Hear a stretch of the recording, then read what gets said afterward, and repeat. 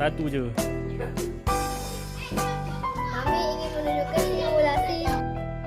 Kami ingin menunjukkan simulasi pencarian biji benih melalui angin.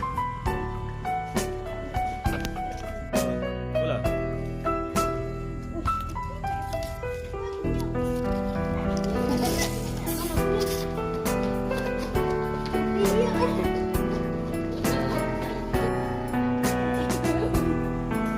Itu yang saya punya ke?